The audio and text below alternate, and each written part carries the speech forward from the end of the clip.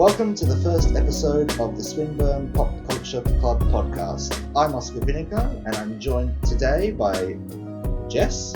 Hello. And Dan. Hey, I'm excited for this. Good to hear. Fair warning, this is probably going to be total rubbish because none of us have any idea what we're doing, but we thought we'd just give it a red hot crack. For this particular podcast, we're going to be discussing the recent film Black Widow. So there'll be spoilers for that, and there'll also be spoilers for much of the MCU films for those among us who care about that. And we have some other things to discuss as well. We're going to give you some Pop Culture Club recommendations, and also just play a bit of a game, and maybe we'll have some questions thrown in there. So we don't have, like I said, we don't have any idea what we're doing, so we'll just take this as it comes. Black Widow. We've all seen it. Myself, Jess, and Dan. I saw it in theatres on Thursday afternoon, just before the city of Melbourne conveniently went into lockdown. But Jess and Dan were just able to watch it on Disney Plus, I believe. So I guess the first question would be first impressions. Like, what were you guys kind of thinking, like, just after watching it? I quite enjoyed it. I saw some people saying that it was a bit long, and I felt that, but also I feel like Black Widow hasn't had her own movie. So I thought it was appropriate to give all of this story and go into the characters' emotions, what they've been doing, and how it's like affected Natasha, and what was the sister's name? Yelena. Yeah. I had trouble with that as well because I feel like it took them ages to like mention her name. Yeah. I should also just preface this by saying Dan and myself have watched most of the MCU movies. Well, Dan said he watched them all. I've watched them most. I've watched most of them. But Jess, this is the only MCU movie you've... and this and the original Avengers are the only I MCU have. movies you've So seen. yes. So in my illustrious history of watching the Marvel films, I've watched the first Avengers film and now this. So what was your first impression then, just after watching Black Widow? It was cool. No, it was good. Yeah, like honestly. But yeah, just in a broad sense, yeah, it's cool. Yeah, I mean, I was kind of anxious, I suppose, like going into it because how, like, spoilers for a lot of the MCU, but Black Widow dies in Endgame. So I was very curious to see how they would tackle having a story about her when we already know her ultimate fate.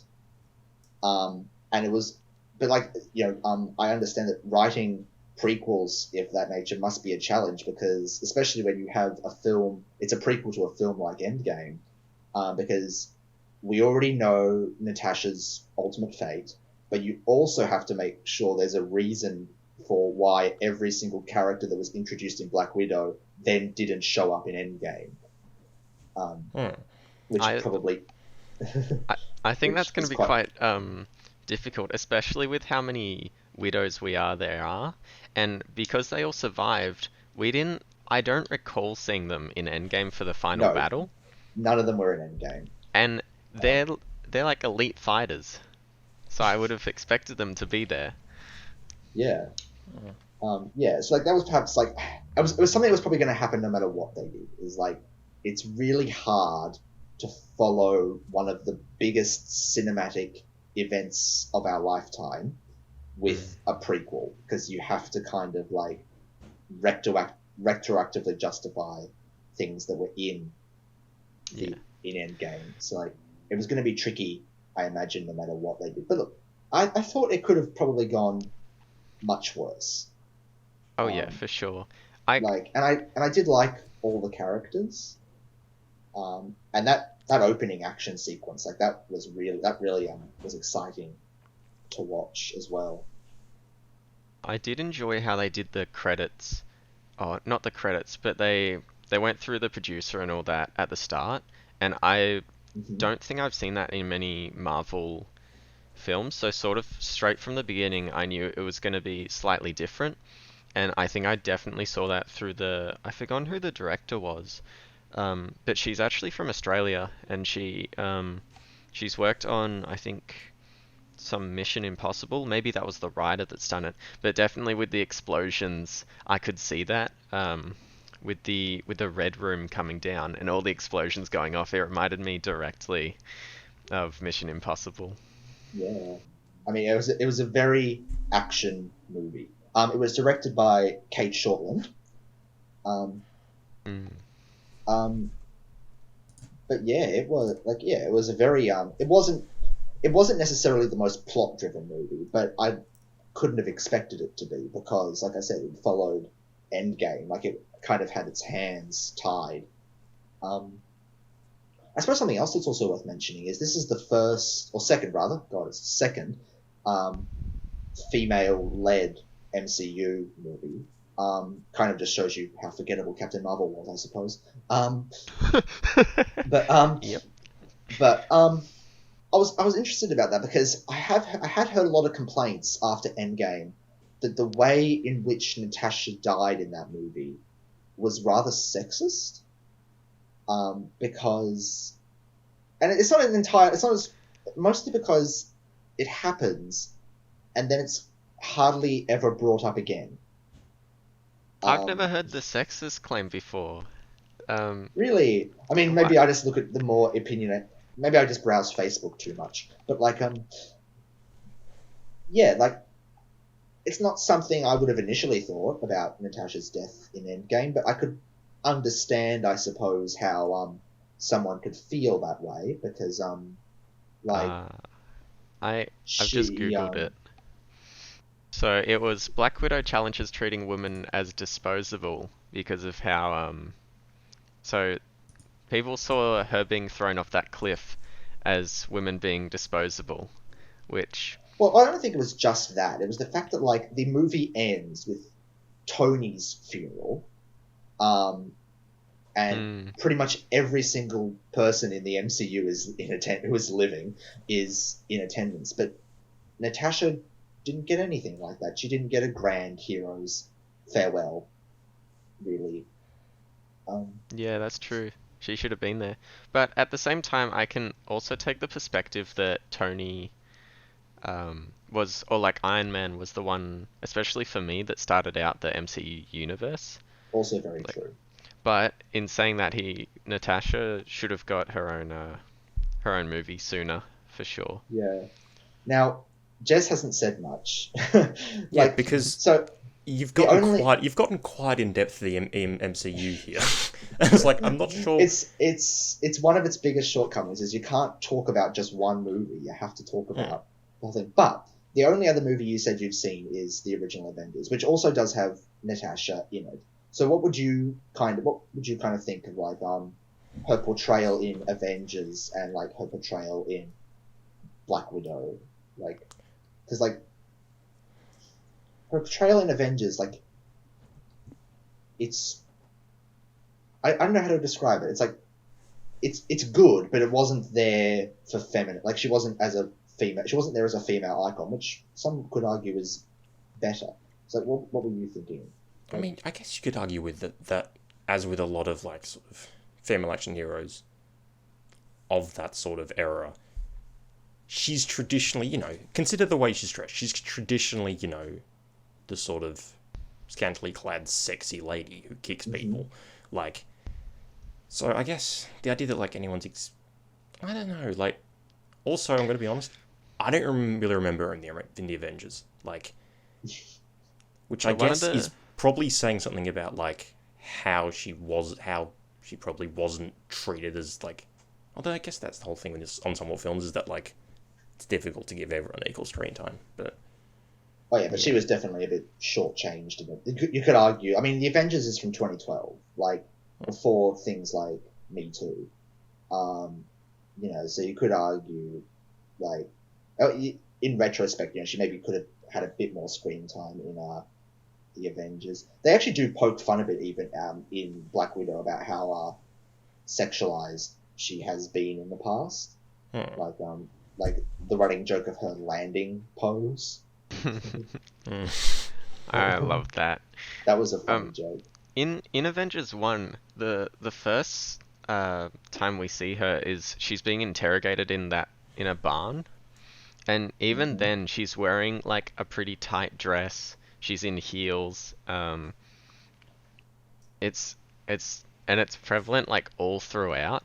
The next time we see her, like even her uniform when she's fighting, that's pretty tight fitting Yeah. as well. Like, And I also definitely remember seeing like promotional art of her for Age of Ultron, which is the next Avengers film, which it's really badly photoshopped.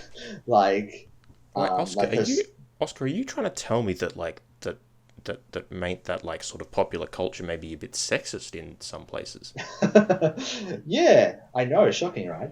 Like, but no, but I'm saying like I think with Black Widow, like Marvel is at least trying to say, like, because Captain Marvel didn't have a history of, being a bit of a sex icon, at least not in the MCU. So what they're trying to do with Black Widow is say we're not like this anymore. Like, we're not trying to. They're trying. Like their final act for Natasha really is to just try and remove her as much from the sex icon thing as they can. Yeah, I definitely think they took steps towards it, but I still think they can do better. Oh, definitely. And hopefully we see absolutely. that in movies coming up, though. Yeah. Oh, absolutely. I mean, are there any female heroes kind of in the MCU? Who are the female heroes left in the MCU at this point? There's the Wasp, Captain Marvel, Okoye, Nebula. There are actually plenty, and like, Yeah, there's quite a few. and still.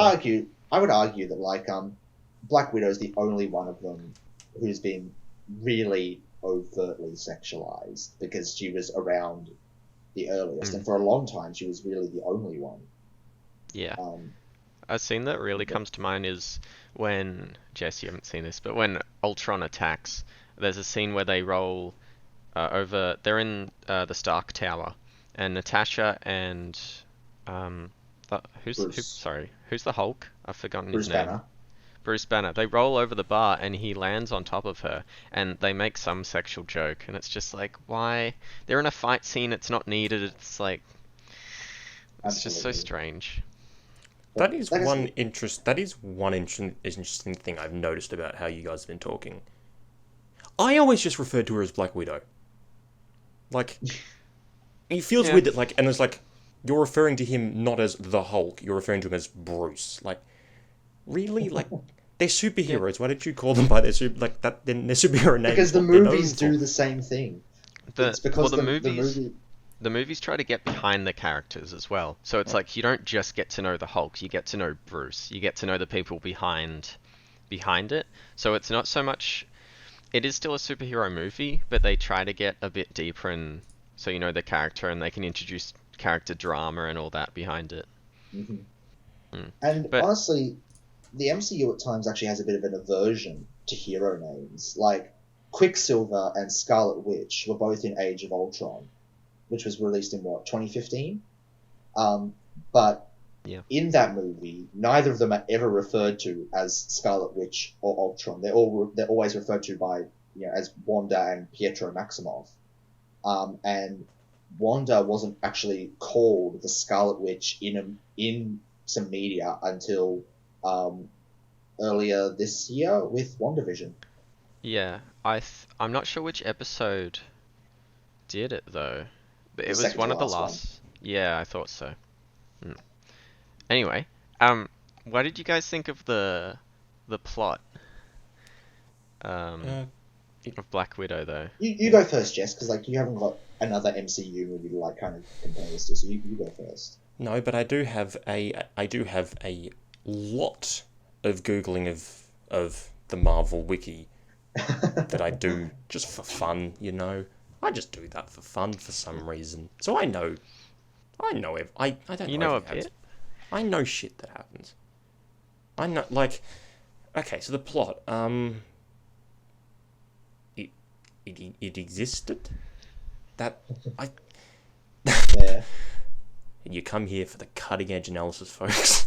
Yeah, I guess. I mean, it was serviceable. It did the job. Sorry, I don't really have any concrete thoughts on it yet, which is... No, I know what you mean. Like, it wasn't a bad plot by any means, but that's how I felt. But like, it wasn't anything to write home about.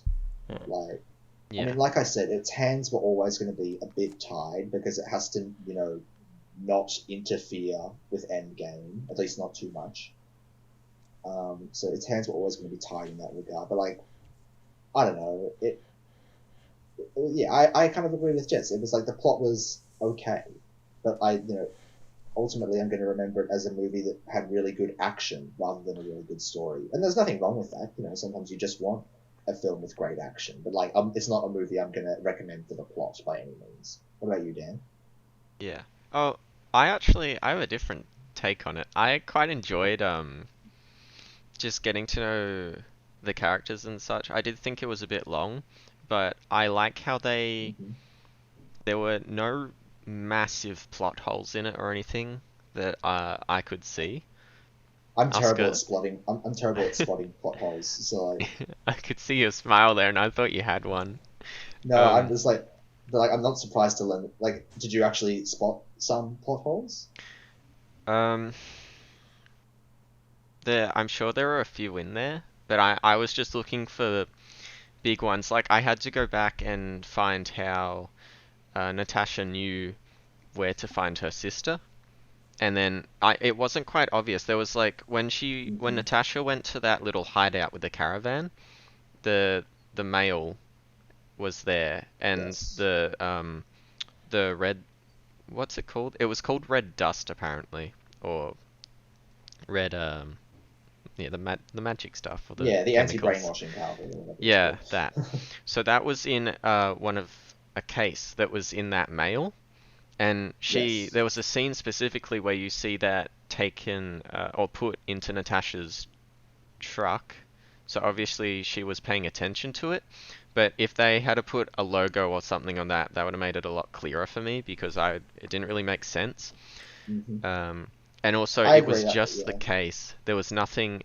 They didn't make it obvious there was anything with it. So it seemed like she just somehow knew it.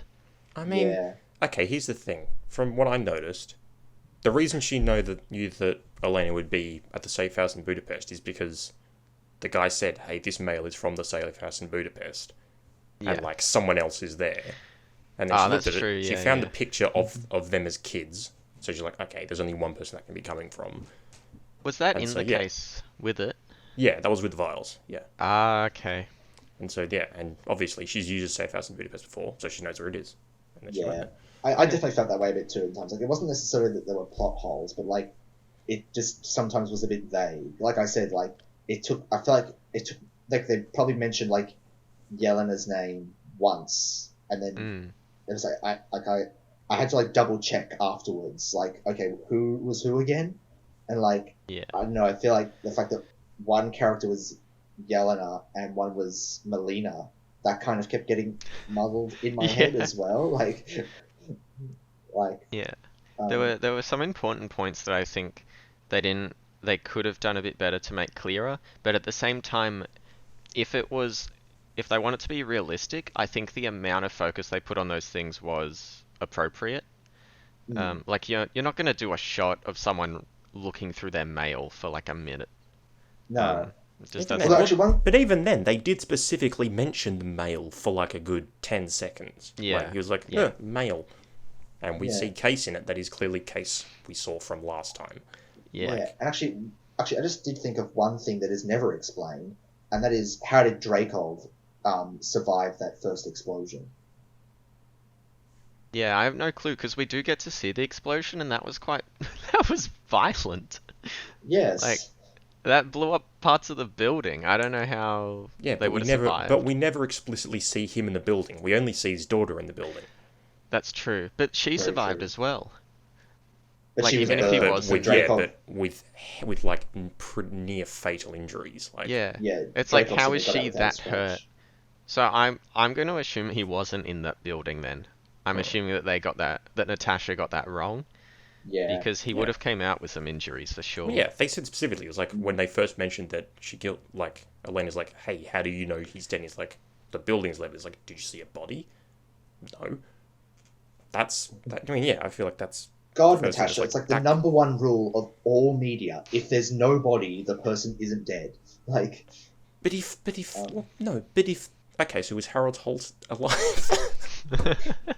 I don't know why that was my first it only applies example. in media, Jess, not in the real world. You saying that the news isn't media? The media? Fictional media, Jess. But on that, what did you guys think of Drake? Because the MCU famously struggles with its villains. Yeah. So what did you guys kind of think of Dracov? He's in the movie not very much, but that scene that he is in was actually, I thought, a really powerful scene because The main room, like his office. yeah, like that scene of like him and Natasha in his office. Like I actually thought that was quite an intense scene. Like because it's like this isn't. Not that I have any experience with this, but it had a vibe of, I mean, confronting past abuser to it, which I guess is kind of what it was. I mean, Like- I guess we have the thing of like, just because he isn't physically present in the movie for a lot of it, you still do feel him. Like, he shows up pretty much in like the third scene.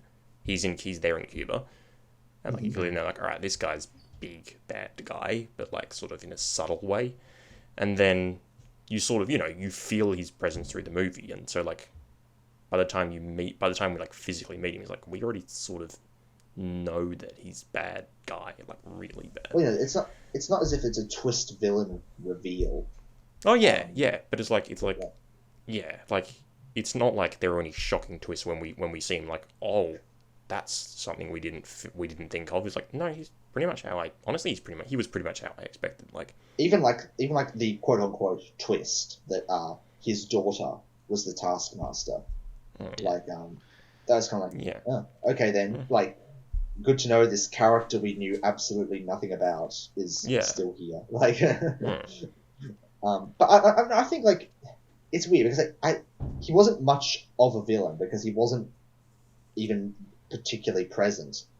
I mean, but again, he felt present, even though he wasn't physically present. He felt like, like, again, it is clear that like he's directing everything, so a villain doesn't have to be like physically constantly present to have a presence. Like, oh, totally. But like when he is present, I actually did really enjoy watching him because it was really intense and even a bit cathartic to watch Natasha confront this man who was, effectively her abuser. Like, and I felt at some level there was a bit of a lack of emotion coming from Natasha, but like that could also be her training. Also, she's not established to be a very emotional character. Yeah. And like, I feel like there was plenty of rage. Oh yeah, for sure.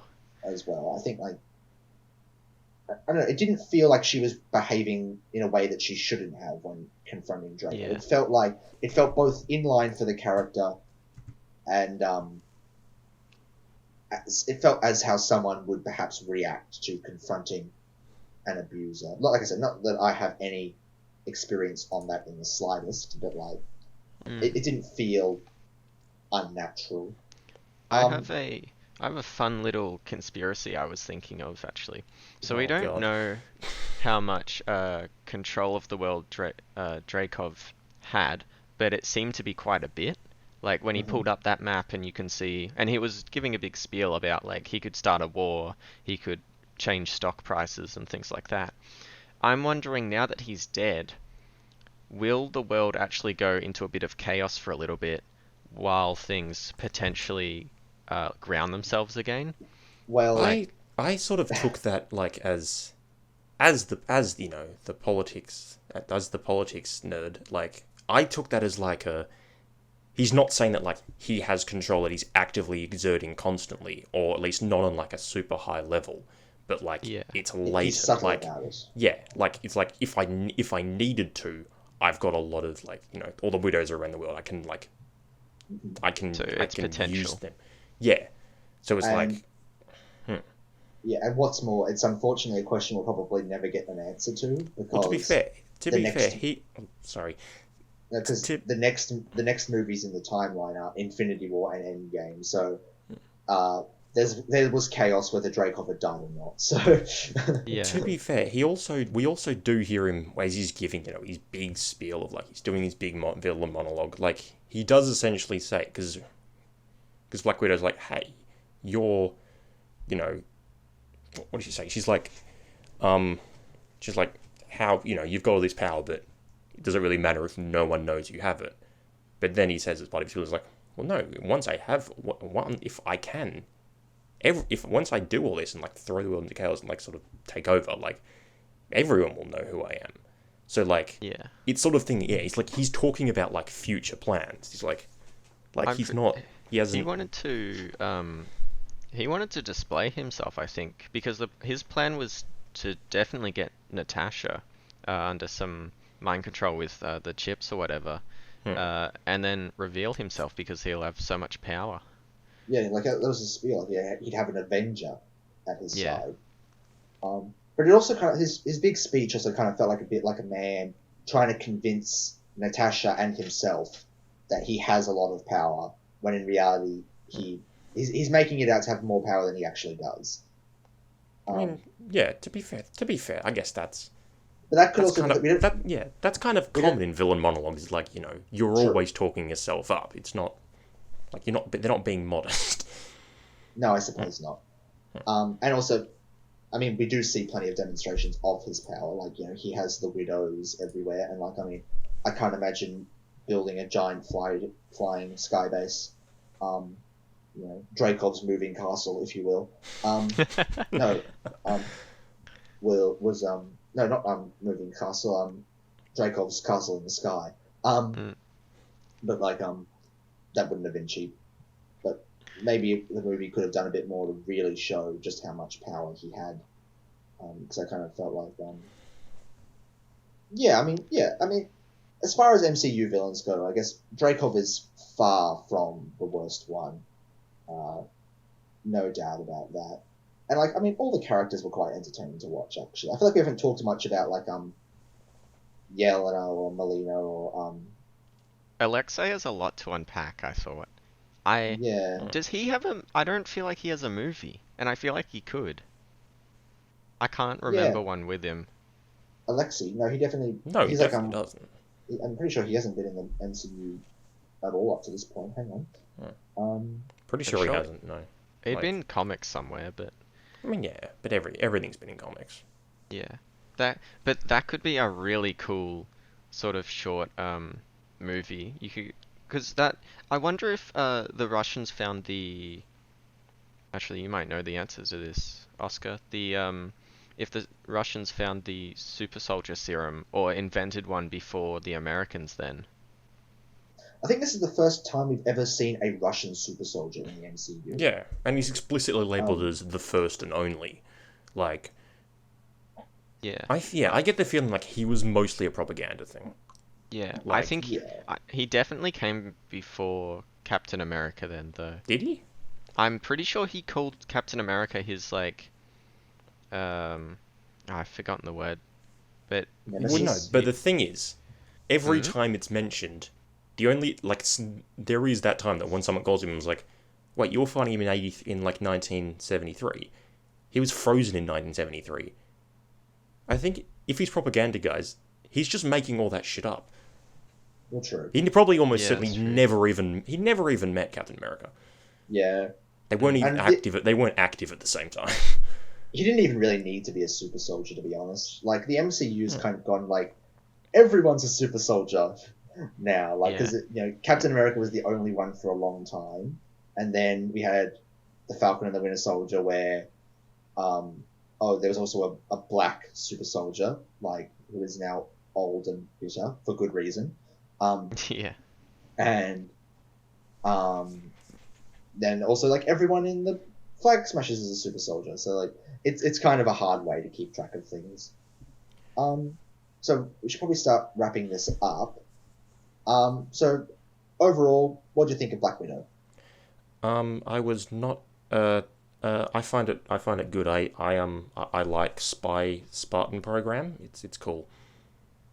Yeah, Fair enough. What about you, Dan? I really enjoyed it. Yeah. The the action, just everything really. There was just unpacking where Black Widow really came from. Her sort of, you get to see some of her flaws. You get to see her family a bit more. I mean, I couldn't find anything I didn't really like about it.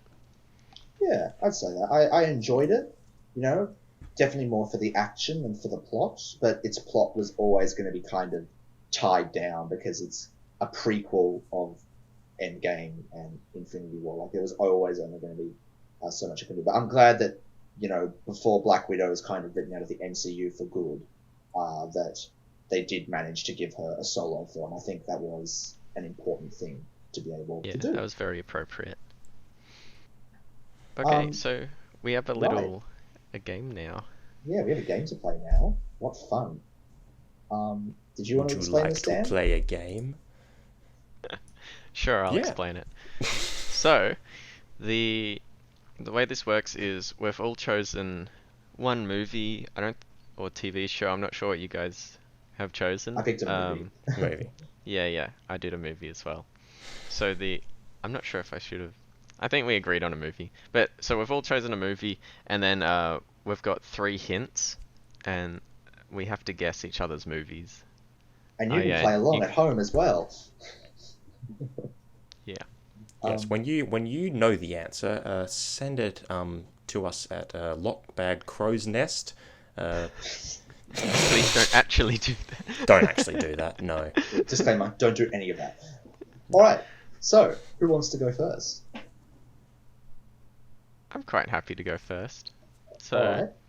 my 3 hints are more dot point. I'll say them slowly, and if you think you have an idea.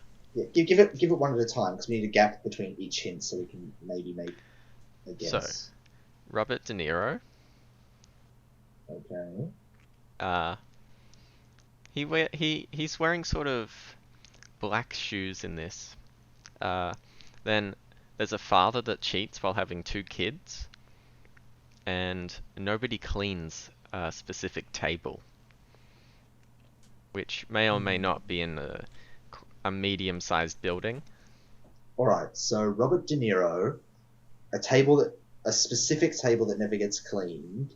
What was the other one? People are hesitant to clean it. It does get cleaned.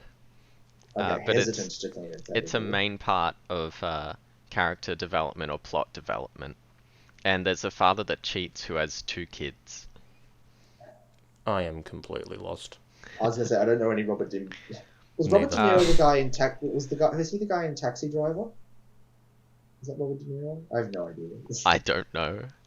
He's an old dude. Let me send you a photo of him. He was in he was like in Meet the Parents and stuff.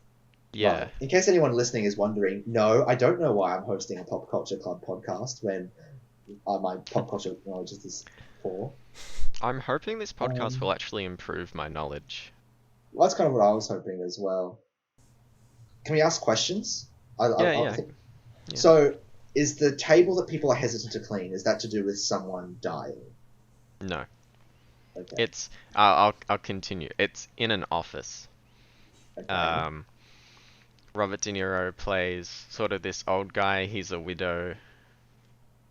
So nobody cleans his table. He got 2 kids. Oh, so he plays this old dude, and he's not very good with technology. He sends in an interview by a video camera, and he doesn't know what a USB is.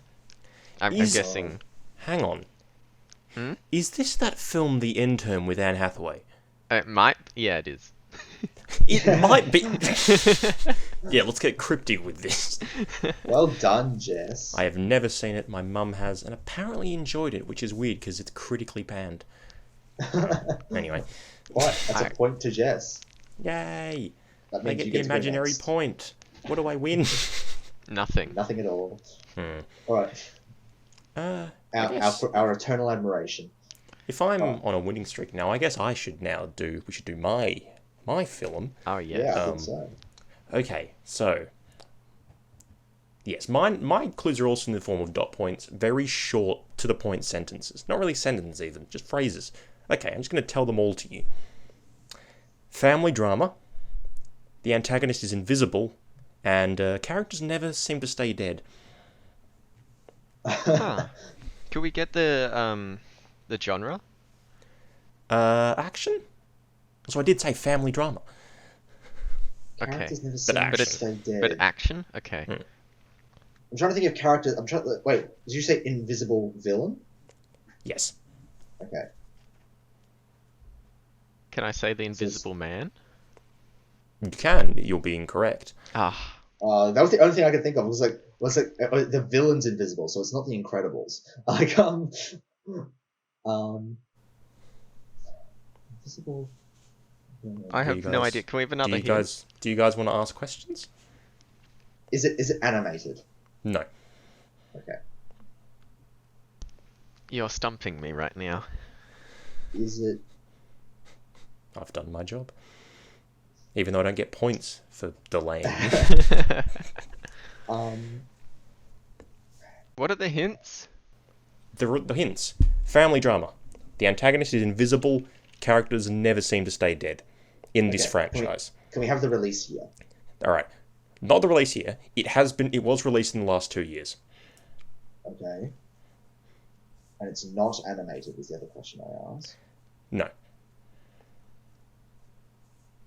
I didn't think this was going to be this hard. Now I'm worried like mine's going to be too easy. Like. I think you might just have to tell us. No, wait, hang on. I'm just quickly browsing Netflix just to see if anything jumps out at me. It's not going to be on Netflix yet.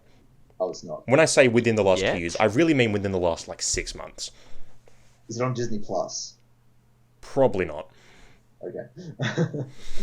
It's probably... it is still, I'm pretty sure, still in cinemas. And it wouldn't be an MCU movie because you don't watch MCU movies. No, also, what MCU movies come out recently apart from Black Widow? It's not Black Widow, by the way. Can we have a cast member? Cast member, Michelle Rodriguez. Doesn't help me at all. Really? If I can give you another cast member, but that will mean you instantly get it. Okay, let's just put this out of misery. Okay, another cast member. Lead is Vin Diesel. It's not Fast and Furious 9, is it? It is. No. Family. It's all about the family. And the antagonist is played by John Cena. Oh. Come on, guys. I haven't even seen it. That plot just... I don't like that. I already don't like the sound of the plot, but I need to see To be it. fair, the character's never staying dead. That's not a big thing. Also, it's happened before in the franchise, so... Also, there is a character that literally his actor is dead, but canonically the character is still alive. Paul Walker's character is still alive. Even technically makes an appearance in the film. I don't just know how not I physically. feel about that.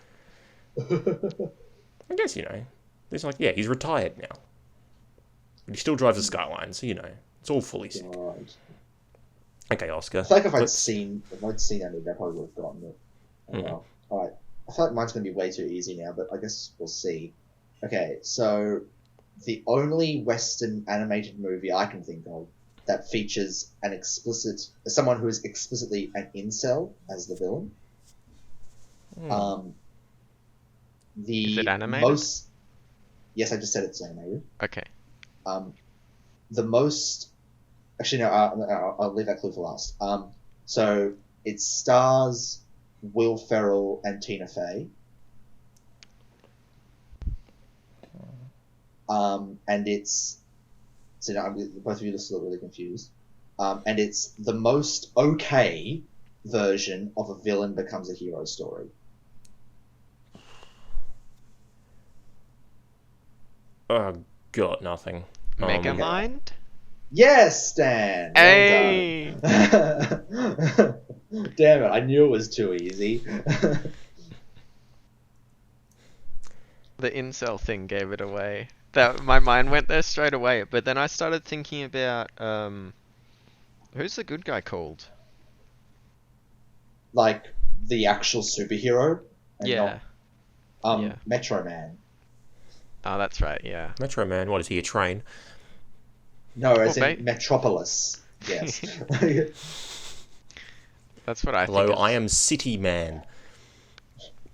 He is a bit like a train. He's supposed to be that strong, I'm guessing. Maybe a bit I faster. suppose. Right.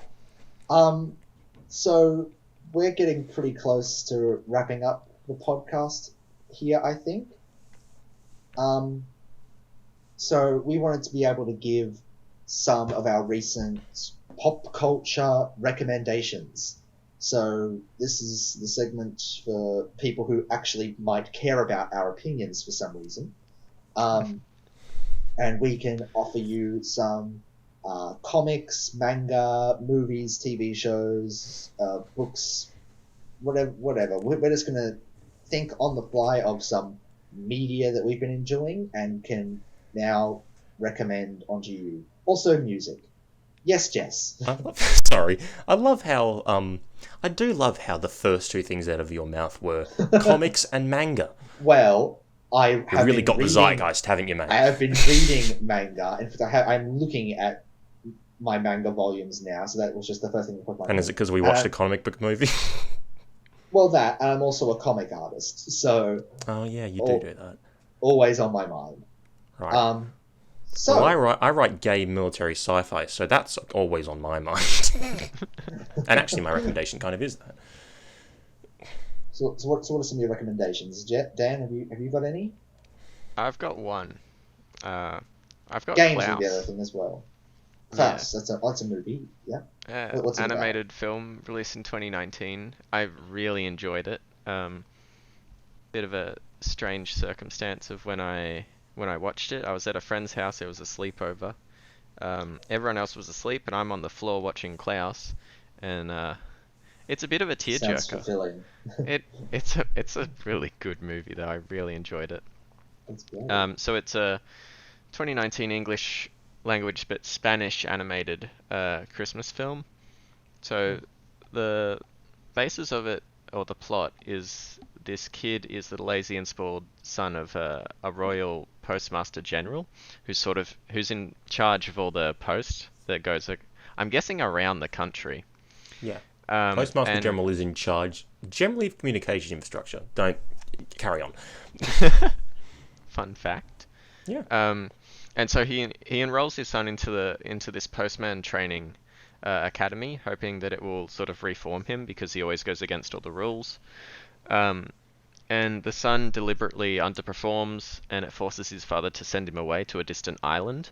And all I'll say is he meets a strange man in the woods, and the rest is pretty interesting. Oh no.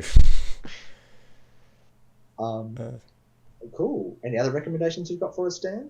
Any games? No, that was my main one that I have prepared. Any cool TikToks you've seen recently?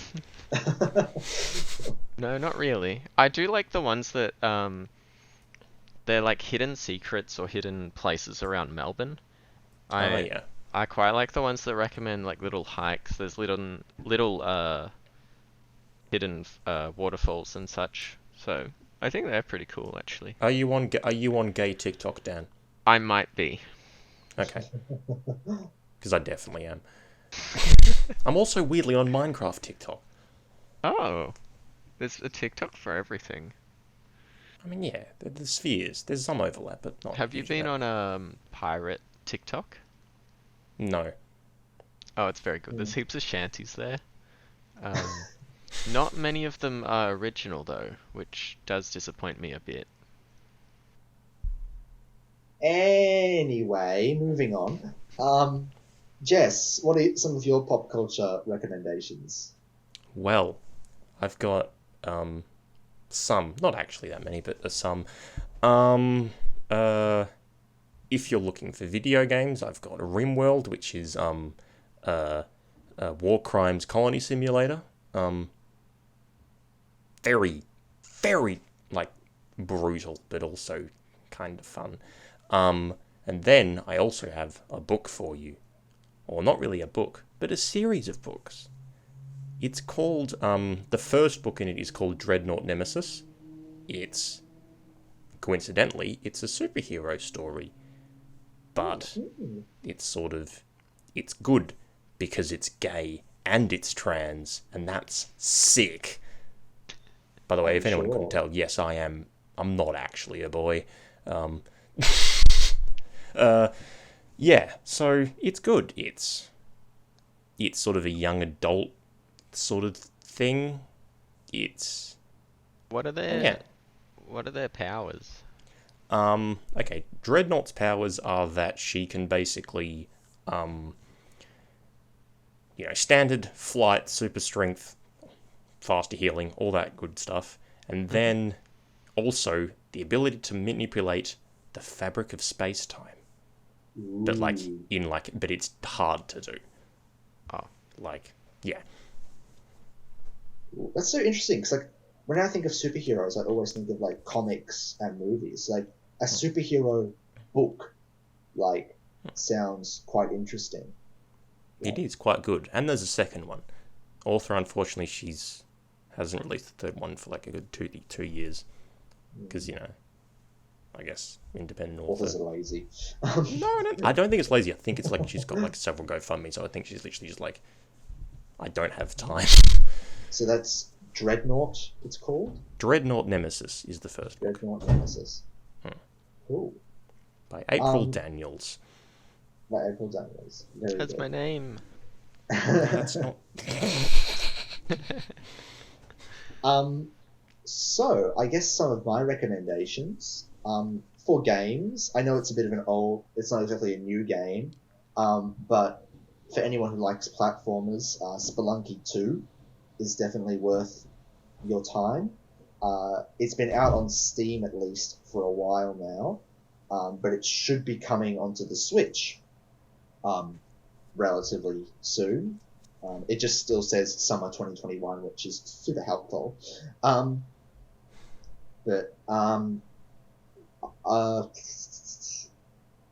shows... Oh, Spelunky 2. Yeah. So it's a game where you are put into some randomly generated platformer levels. And every time you die, you have to start back over from the beginning. But it's different every time. Oh. It's a roguelike, isn't it? Yeah, it's a roguelike platformer. That's what it is, basically. And it's... I played the first Spelunky, and I did and still do really enjoy it. But they are both the most punishing games ever. They're both really punishing games. They're not for the faint of heart.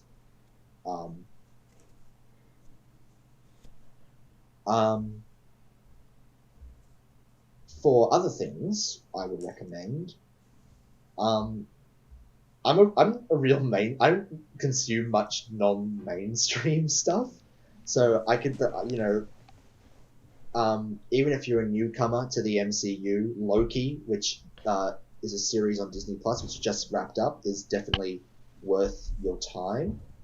As is WandaVision, which is obviously a bit older now, but it's still a really unique piece of superhero media, I think. For other things, for non-Marvel things, I would perhaps recommend a manga and anime that I've been loving for ages is Dr. Stone, which is also and actually on that, the second season of Beastars is here. So if you love whatever the hell Beastars is, be sure to check that out. And also Rick and Morty.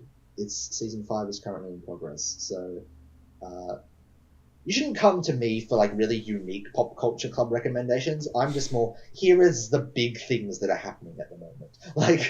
Do you want? Alright, well, if you want more obscure ones, I can get you I can give you a very, very, very obscure one. Not even really pop culture. Just okay. Yeah. It's a webcomic. It's called "I Want to Be a Cute Anime Girl." And it's wholesome. That sounds amazing. It's wholesome. It is wholesome. And when you see what it's about, you will not be surprised that I recommended it. Like, I'm a walking stereotype. Sorry. I have to fly the flag at every point, literally. Fair enough. All right. Is there any other recommendations anyone wanted to offer then? Dan, have you got another one? Nope. No. Well, I think that just about wraps up the inaugural episode of the Swinburne Pop Culture Club podcast. You can find us all on the Swinburne Pop Culture Club Discord server. Feel free to send us questions. We are looking to potentially collect viewer questions for future episodes of the podcast. I think that's pretty much it. Thank you for listening, because I'm sure you all had better things to do than listen to us. And we will hopefully see you again in the future. We're hoping to release these every 2 weeks or so, but it's a very much we'll see how we go type of situation. But until then, I'm Oscar. I've been joined by Jess and Dan. Hello, goodbye. Oh no, goodbye. Jess, you screwed up my perfect ending. When my name is called, I have to say just hello. I'm like a shit Pokemon. And thank you for listening to the Swinburne Pop Culture Club podcast. See you all later. Yeah, goodbye. Bye-bye.